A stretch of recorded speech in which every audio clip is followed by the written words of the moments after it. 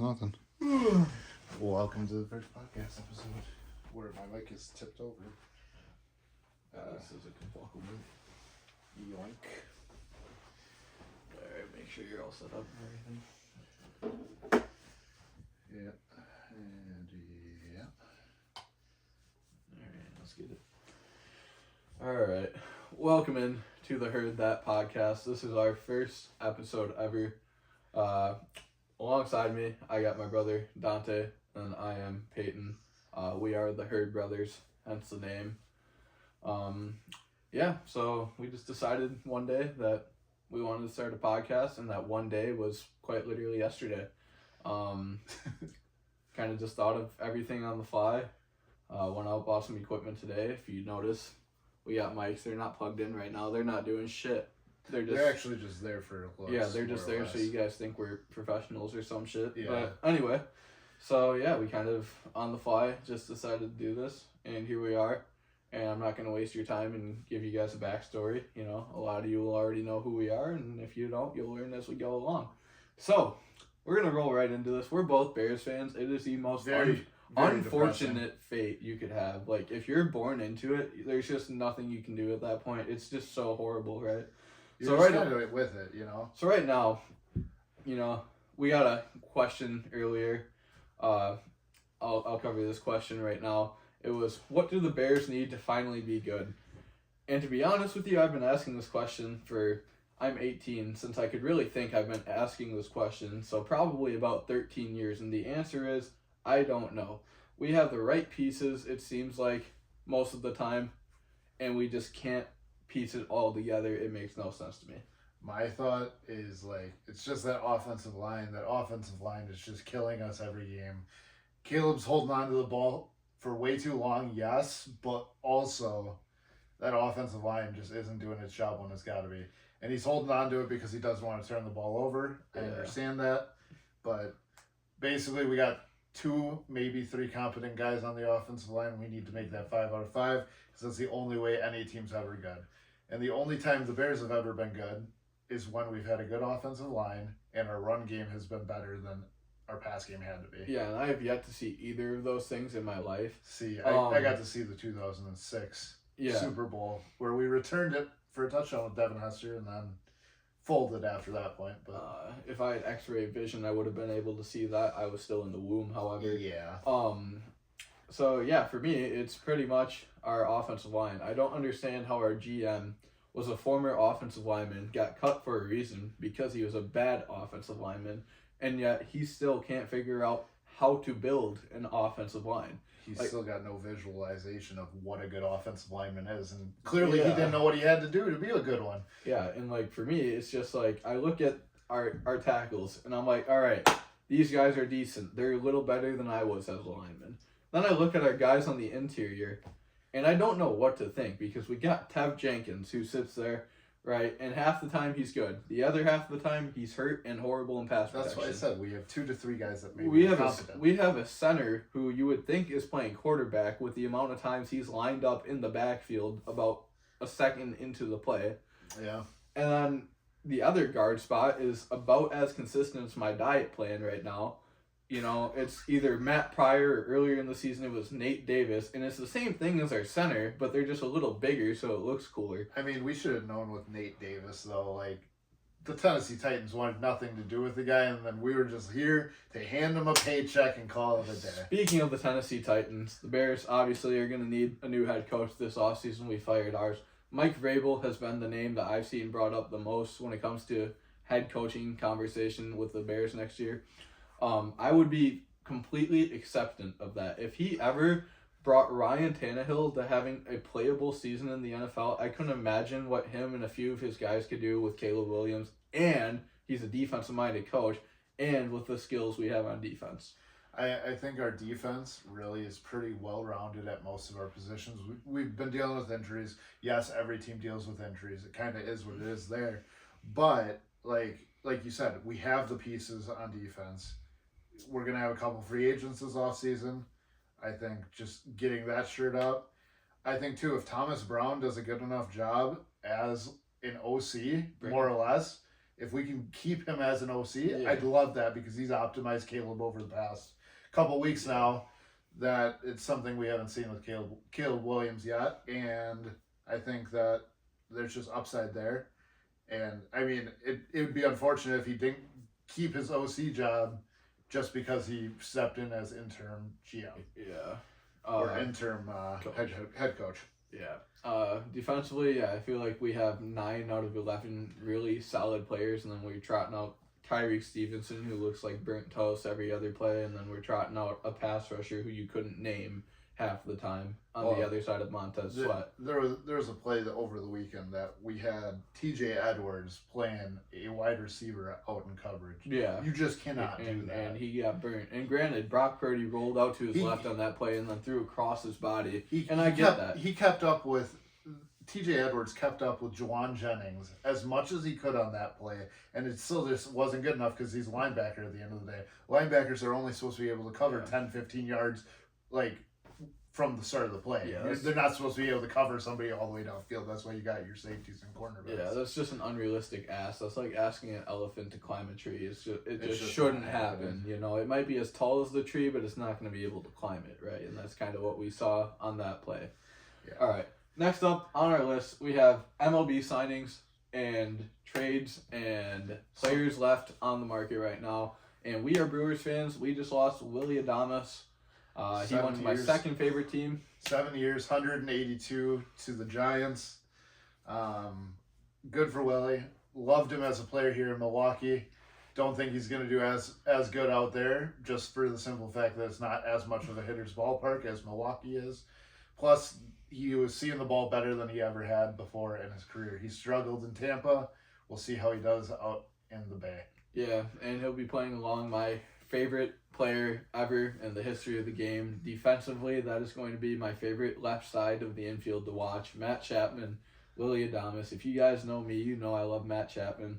I will absolutely no diddy glaze him, though, until he retires, and then even after that. He is such a good defensive player. He proved that by winning the NL Gold Glove this year over guys like Brian Hayes, who I know was injured for most of the season, obviously. What happened to the Platinum Glove? Nolan Arenado. The Platinum Glove went to Bryce Turang, who plays an easier position. Bryce Turang deserved but definitely that deserved Platinum it. Glove. Like, well, 18 defensive runs saved. You can't do that. I believe that was 6th all time since they started tracking the stat, which is kind of crazy, and I'm a Brewers fan, like I said, so I'm not upset with that by any means. Above and beyond, just happy that Bryce Turang got his flowers. I was expecting him not to just because of the town he plays in. Yeah. So I was super happy. Also got to meet Bryce Turang earlier this year. Got his little signature and talked to him about his bat switching, like how he switched to the fatter puck knob. Yeah. And he said it was basically just because he lost his bats at the end of last year. The plane didn't bring him back with him, so he had to use somebody else's on the team. Fell in love with it, and now he's hitting better than he was previously, so Hell yeah. makes sense. Yeah, we've also, he's invested into some of the puck knobs to play in our summer league with, and they're definitely nice. They're not a bad touch. It actually balances out the bat much more than I thought it would. Like, it's not like a ton, obviously. Like, obviously, you got that whole rest of your bat that you're swinging. But, like, just that little bit, like, it balances out your swing, levels out your swing. Doesn't make it feel as end-heavy, and it could be an end-heavy bat. It just doesn't make it feel that way. And so my bet on it is it's a good bat to swing. Yeah. All right, next free agent signing that we're going to talk about for the MLB is Max Fried. That is the most recent one that happened earlier today. He went to the Yankees. Got a ton of money. Yeah, I didn't see the terms of the deal, but you just know he got a ton of money. He got paid the most out of any left-handed pitcher ever in baseball. And so, to be honest, I don't know if he necessarily deserves all that. I don't but know if he's he was just worth it, but he's setting the standard. You're worth as much as a team's willing to pay you at the end of the day. And he's setting the standard for left-handed pitchers in free agency market, because if you really think about it, what's a big name lefty that we've had in the market recently? Garrett Crochet, who I was going to talk about because he just got traded to who else but Boston. Yep, the other Sox. They gave up a ton of prospects. They gave up 2 of their best prospects in the system. I think one of them's Braden Montgomery, who is a very good up-and-coming player. Yep. I mean, they got their worth out of him. Yep. And considering they didn't want to sign him to a long-term deal, I think that was best fit for him. Yep. I'm just curious to see, is this going to be like the other lefty we saw go from Chicago to Boston and Chris Sale? Is he going to win? I hope Is he going to win one ship and then get hurt the rest of his career? I hope or he stays healthy. That would be awesome to see. He's not as good as Chris Sale ever was, but he's also young right now, so no trajectory really on his career. He's got time. He just pitched the most innings he's ever pitched in his career. So that's why the Sox didn't want to sign him, is because it's yet to be seen how long he could go. But the Red Sox wanted him, and they paid up for him. Yep. So good for both parties. The White Sox got a lot of young prospects that they need to build that team for the future, and the Red Sox got a stud pitcher that could be good for the next 10 years. And the Red Sox were ready to win last year. They just they were missing some arms. They were missing some arms exactly. too. You know, they'll figure out that bullpen, lock that up a little better, and they'll be a good team. And I love the Red Sox. I've loved them since David Ortiz was on the team. And yeah, this one's a couple days old, but let's talk about Juan Soto and how he signed the biggest contract in any sports history. Yeah. 15 years, 765 million. Yep. 55 million a year. I'm could turn into 60.5, which 61 million a year after his first 5 years of the deal. It's an option, but 2028. I'm just glad to hear that none of the money in the contract as it sits right now is deferred. Yeah. Because that was the whole thing with Shohei Ohtani. Yes, Juan Soto's getting tax breaks on it just because he lives in Florida and resides in Florida, so that's where he's getting his tax breaks on it. But what the funniest part about it was, I heard one of the reasons potentially he didn't stay with the Yankees was because they wouldn't pay for him to have a suite for his family. Which granted, that's a lot of money. Yeah, they make Aaron Judge pay for one. They make all their high rollers pay for him. If you paid for that suite and he was there for 15 years and you paid for that suite for every home game, that's another $100 million. Yeah, I was gonna say that's another $100 million.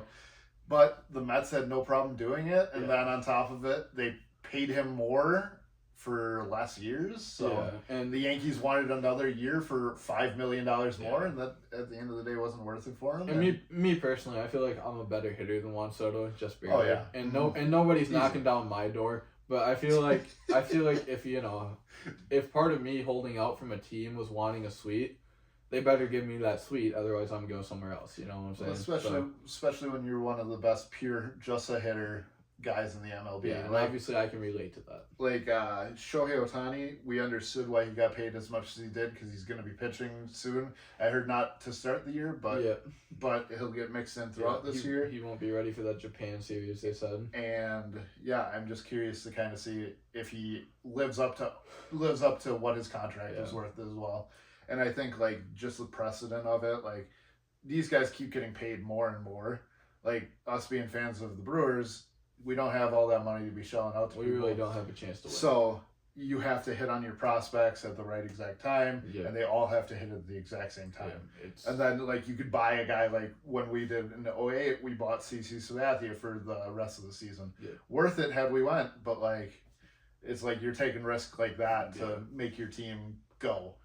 And I think at the end of the day, it's always going to be tough to compete with teams like the Dodgers, the Yankees, the Mets, the high rollers that have all the money to spend. Even Toronto, Toronto's been in the talks of paying people left and right. They just got Andres Gimenez yesterday. That's a really good defensive player too. For Spencer Horwitz, one of their best first baseman prospects. But then Cleveland turned around and traded Spencer Horwitz to the Pirates immediately for a pitcher. Actually, I think it was 3 pitchers. Yeah, Pirates fans. I know there's one of you watching, so probably, maybe. So we'll see. Good trade right there for you guys. I mean, they paid for a bat that should be good for the rest of his contract. Rob Manfred, if you're gonna be one of the very few listeners to start this one off, please add a salary cap to baseball. I'm kind of sick of this shit. I was gonna say, figure out a way. You can't just keep saying, they have to pay the luxury tax. The luxury tax is okay and all. Sure, other teams get to benefit off of it. But, at the end of the day, the Mets owner is worth, $20-30 billion. Yeah, he doesn't Why care does if he care? To pay luxury tax. Why does he care? he probably has a pot of $5 billion that's just fun money. Let's spend it on this team for fun. And he's making money off the Mets regardless anyway because they just go to their games. Yeah. When I started up an MLB The Show franchise and I click salary cap on, and the Dodgers have to start moving all of their players because they're over the salary cap by like $600 million, that's an issue, right? So they should probably fix that IRL before they make them fix that in the game. Yeah. All right, next topic. We have sports betting for Thursday Night Football. We got a lock of the day each, so 2 locks of the day. And then we'll also give you guys picks for this weekend because we won't have a weekend episode out. So, my lock of the day will be tomorrow. Matthew Stafford over 239.5 passing yards. If you can get the line for that low, I'd even go up to 242.5. He has hit over that 8 out of 13 games this year. And 3 of the 5 games that he missed on, he was playing without Puka and Cooper Kupp. And since they've both been back and fully healthy, he has been absolutely lights out throwing the football. He looks like Matthew Stafford again, which is probably one of my favorite quarterbacks to ever watch. Give me Josh Carty. Big fan of the kickers always. We're going to take his line of over 2.5 extra points made. He's hit that in 9 of the 13 games he's been in. And I think it's just an easy call. Like the Rams are scoring now that they got Puka back and Cooper Kupp. And even Kyron's finding a way to still get in the end zone every once in a while, and they're just moving the ball. Like they threw up 44 against the Bills. I mean, it was a shootout game, but at the end of the day, they can score. Yep. So, with that being said, we're both in consensus of a Rams win. Now, it's going to be tough for them coming off of that short week playing against Buffalo. That game was hard fought until the end. It was probably a very physical game, if I had to guess. I think just their offenses were rolling so much that defense should be healthy because they weren't doing much of stopping anybody. And the Niners just have too many injuries, and they're probably coming in a little too hot after a huge win over the Bears, which just kind of an interesting game. You know, they just pushed us over. I was going to say, let's move on from that. Anyway, now we got some touchdown pick'ems for the week for Sunday/Monday. Part of this, too, is like guys we just feel good about, guys we think they are due for a touchdown, or some of this too is they scored a touchdown in their last game against the team that they're playing, if it was a divisional game or whatnot. This is not a lock by any means. These are just who we feel are gonna do it. And if I had to guess, we'll probably go 5 for 6 on these picks. Probably. So right off the rip, I'm gonna take Derrick Henry for some sort of touchdown. I'm assuming it's gonna be rushing, but we'll take him for an anytime touchdown. He hasn't scored in his past 2 games. He's scored a ton on the year. They got the Giants this week. They got the Giants this week, one of the worst rushing defenses in the league. Their passing defense is all right, I think we'll get a Derrick Henry touchdown.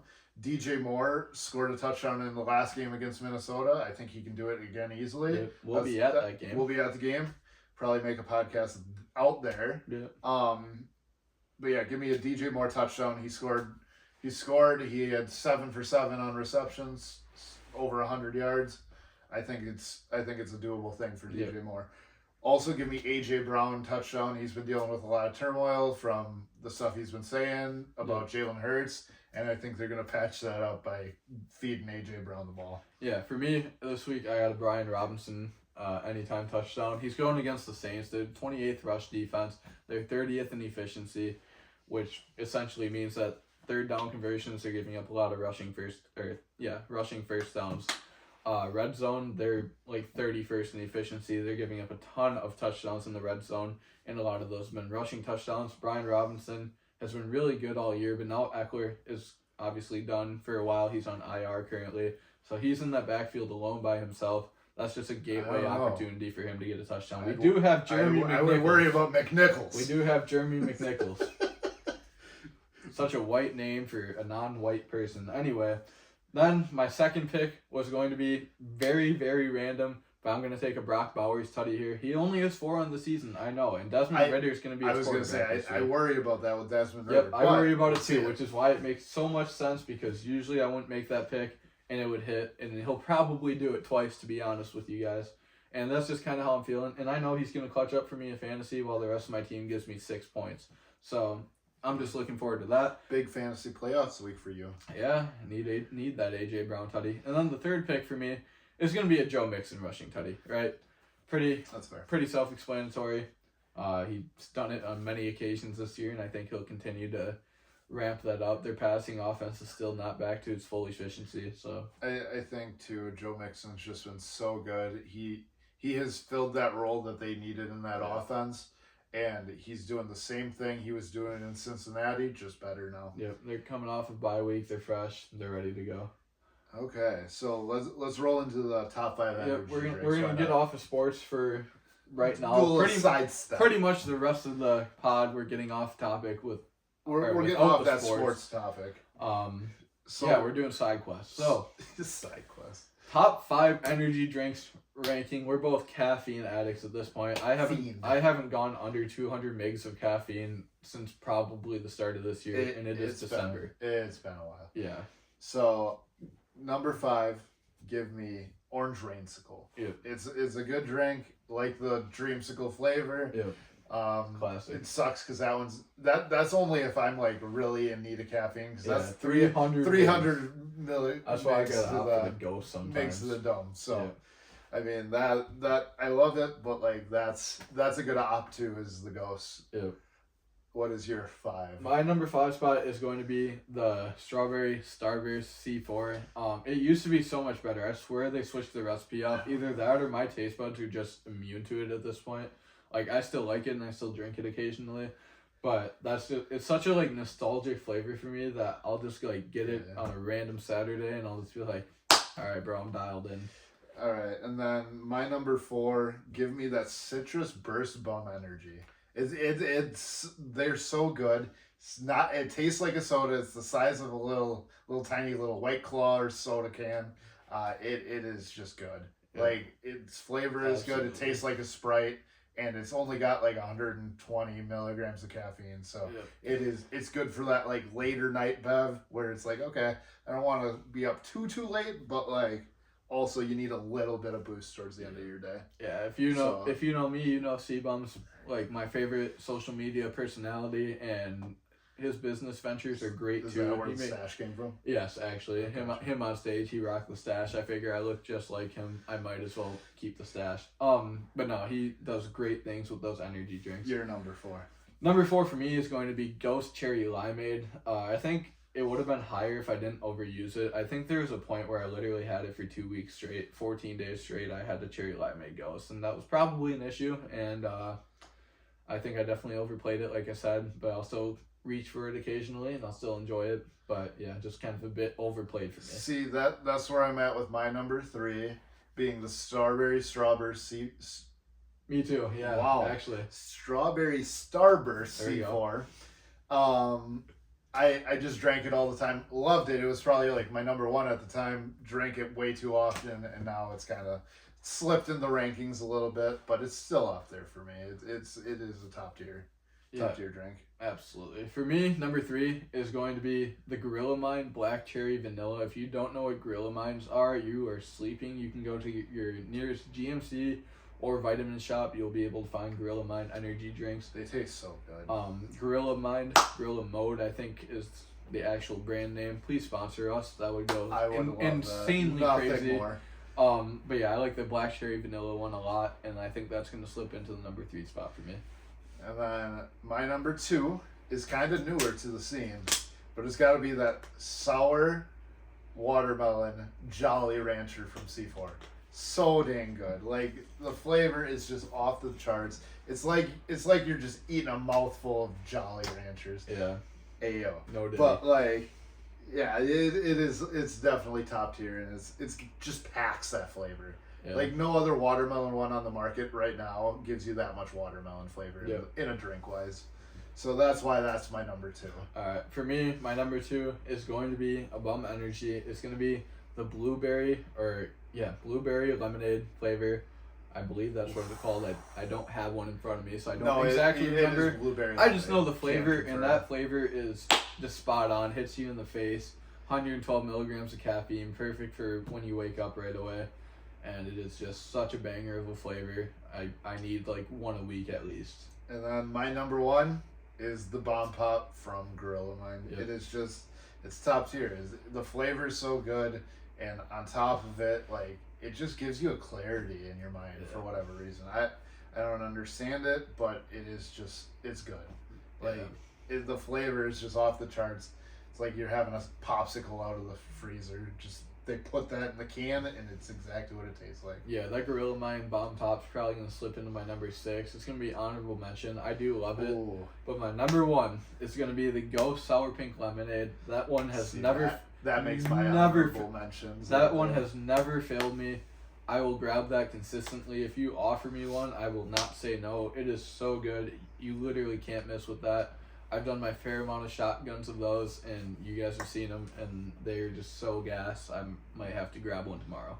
All right, and then I think we move on to Fortnite. Is that what we do? We talk about the new Fortnite season, or we can do a Would You Rather. We can certainly do Would You Rather. So I'm gonna pull out my phone for this. There was 3 that I saw that I liked a lot, so we're gonna start with those. Gotta find them again here. Go back on Google. That's not Google. All right. Yeah, we're definitely We're dysfunctional. We're a little dysfunctional, but we'll be talking about Fortnite later on, and we will also be talking about the other remaining viewership questions that we got. But so let's these are deep ones. They're kind of basic for being deep ones, but they just make you think a little bit. Would you rather the ability to change the past or see into the future? Well, I mean, seeing into the future doesn't really do much for you. Like, just because you can see into the future doesn't mean you can necessarily change the future. And like, there's some things that you can see in the future that you could change, could dial about. But I don't know, like, changing the past, because it would kind of like rewrite your like and you'd be able to live over everything that you've done again. Exactly. Yeah, I'm torn, low key, because like I love thinking about things from the past, like happy memories from the past, fair.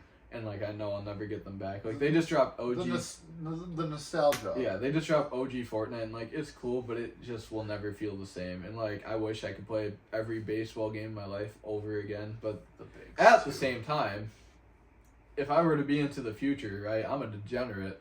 I'm looking through every newspaper. I'm looking through everything, seeing every outcome of every NFL, MLB, NBA game ever. And I am rolling the bank account over and over again. I'm going to be the richest person in the world. I'm going to be banned from every casino in the history. And generational wealth.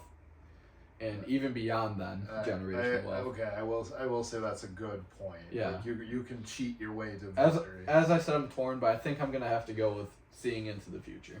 The future is a smart play. All right. Number 7 on this list is going to be number 2 that we talk about. Would you rather know how the world began or how it will end?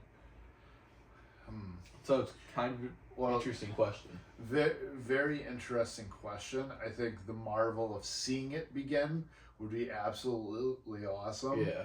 But like also, I feel like we're much closer to the end of the world than we would be like the start of the world. Yeah. So I think I would like to see how it ends. I don't necessarily think I'd like to see how it ends because I feel like that would just be like kind of disturbing to me and a bit depressing.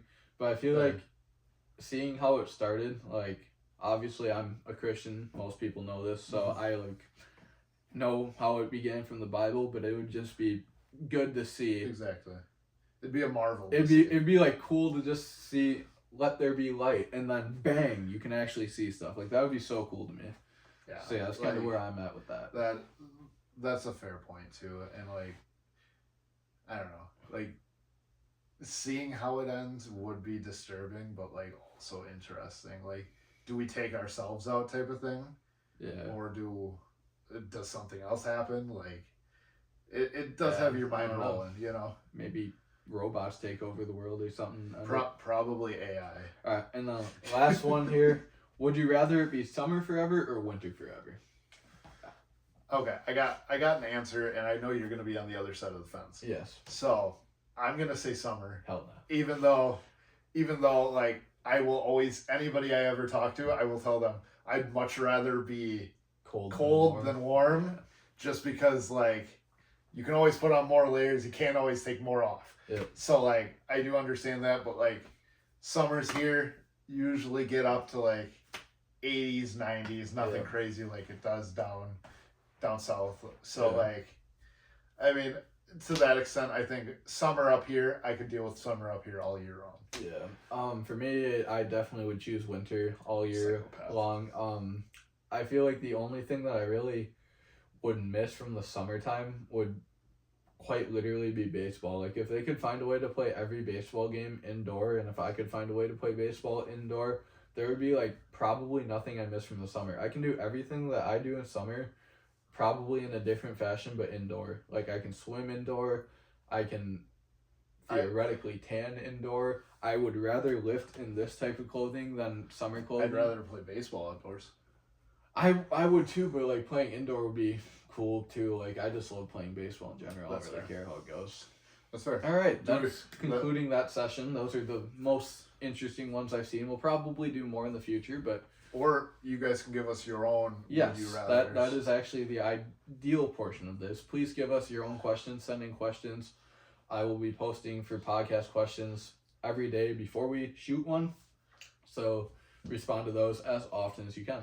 I also think just getting any questions out there. Like if you got questions about our sports teams, questions about things going on in sports, going on in the world, like you can ask us whatever. We'll try and get it answered. But all right, we want to talk about Fortnite. All right. And where Fortnite, our favorite games, kind of sitting. Yep, Fortnite absolutely crashed for a while. Chapter 4, Chapter 5, the players were pretty far down, to be honest. Player count was starting to get dangerously low there, and then they dug into their bag of tricks of like they knew viewership was down, they knew gameplay was down. So what did they do? They brought out OG Season 1 originally. They brought and then this year they brought OG Chapter 2, which was the quarantine time, which brought back a lot of nostalgia for a lot of people. So they did that. They added collabs with big artists. We're talking Eminem, Snoop, Ice Spice, and Juice WRLD. And they knew they could get a lot of money from promoting that type of thing. And Juice WRLD especially, I'm sure that racked up their player count. I think just in general they did a really good job at portraying everything in that. I think the concert at the end of the season should have been a little longer. Should have been a little longer. Should have been more Juice WRLD themed, just because dude isn't living anymore. Yeah, can't go see him anymore.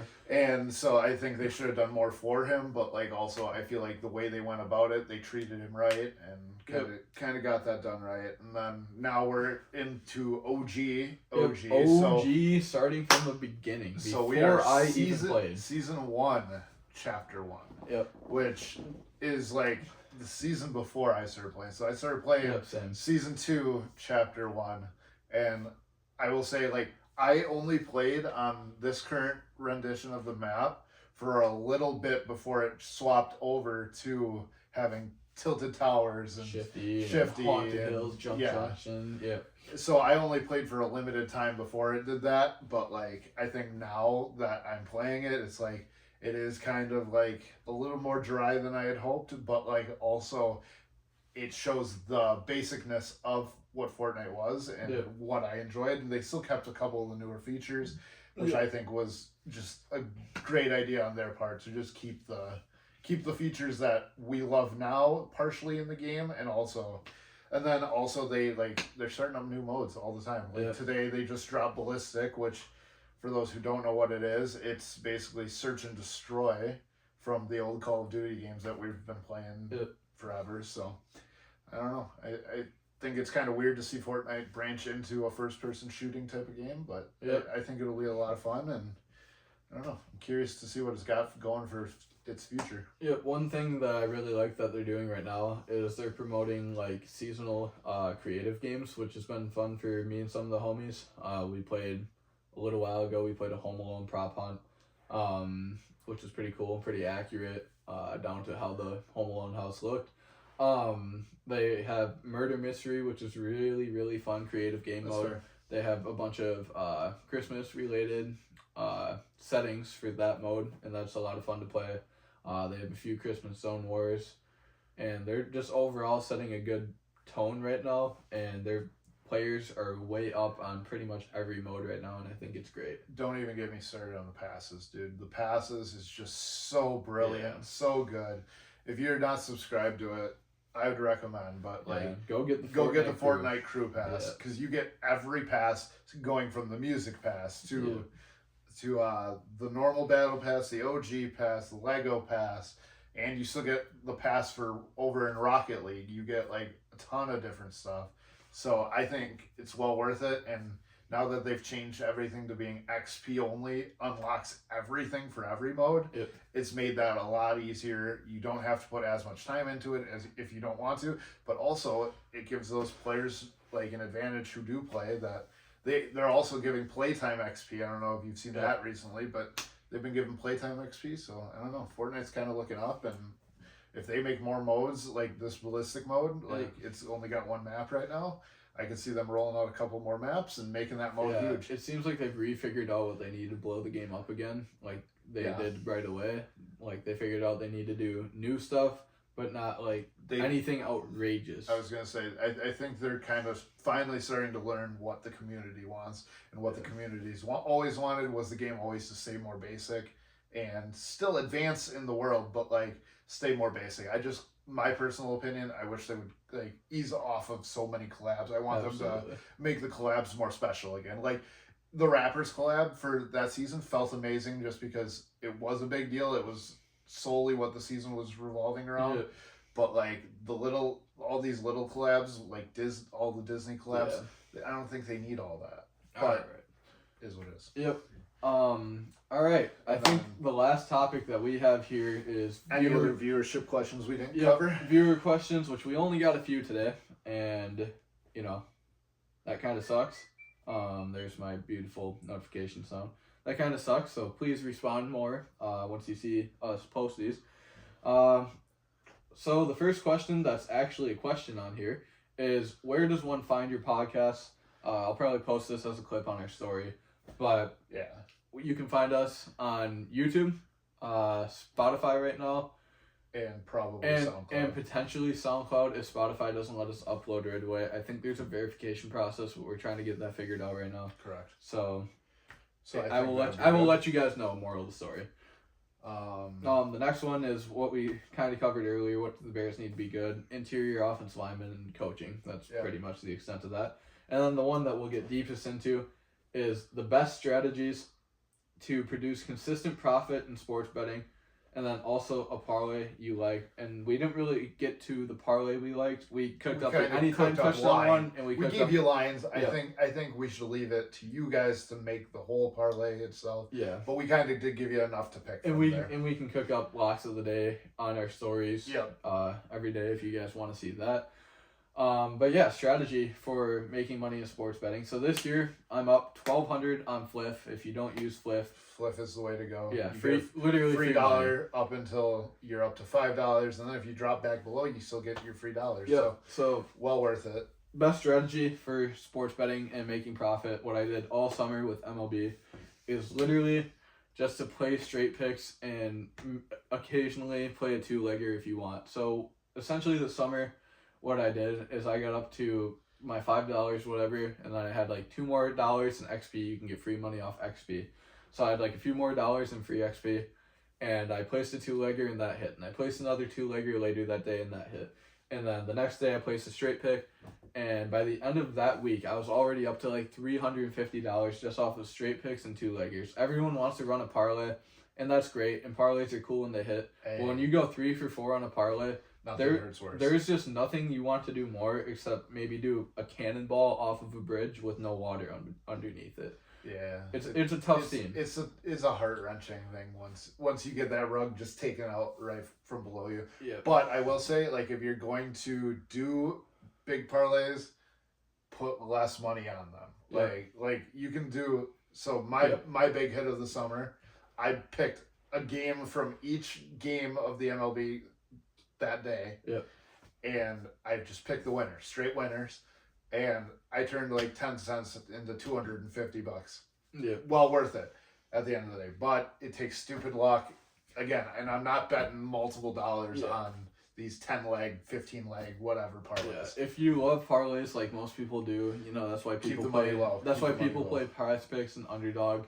The biggest two pieces of advice that I can give you is number one, use alt lines. Alt lines are your friends. In It most cases. lowers your odds of or not lowers your odds, but it lowers your money, but raises your odds. Would you rather lower your money but actually hit, or have your money high but miss by one leg? The second piece of advice here is to kind of treat it like a stock portfolio. If you have $50 a month that you're investing into stocks, if you have $50 a month that you're investing into parlays, diversify it. You don't want to roll all of your eggs in one basket. That's the quickest way to get burnt. That's the quickest way to become a head case. Like, I'm not going to put all my legs on my favorite team either, because a lot of the times you play with your heart, not your actual mind. Keep your emotions out of betting, and if you're a fantasy football player, keep your emotions out of fantasy football. My deal is just pick as far away from your team as you can. Yeah.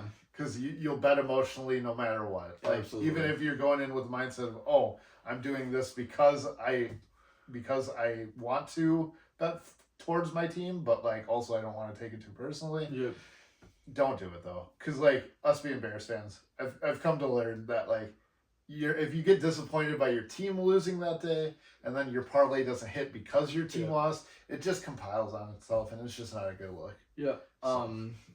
Pretty much the last piece of advice I can give you is, if you do want to run some parlays, run the parlays, but keep some money set aside to roll in a straight pick. Hit on that straight pick, keep re-rolling your money a little bit, and you won't feel as bad about the loss on the parlay as you would without a straight pick. Also, never, and I mean never, gamble anything more than you can afford to lose at the end of the day. I disagree with that. Anyway, keep Najee Harris off your parlay slips as well. That'll save you. That should save you a lot. Even if you're betting the under, he'll find a way to go over. Yeah, and if you're betting the over, he'll find a way to go under. He's the ultimate, just, leave me off your slip, otherwise you're going to feel the wrath type beat. So, yeah, I think that pretty much concludes us for this episode.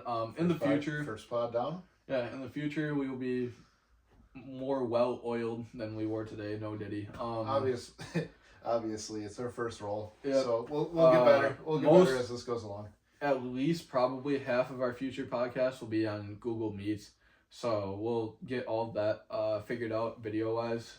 Yeah. We have these microphones that will actually be working next time. They'll actually work, and our audio will probably be much more crisp, a lot smoother. The camera, I don't know. We'll have to wait. We'll have to wait and see. We'll see about the camera quality on our computers. But yeah, overall, looking forward to this. Figured, hey, if we're gonna talk anyway, we might as well record most of it. Keep it a little more PG and record most of it. So, hope you guys enjoyed. Leave us more questions. Like I said, I will keep posting.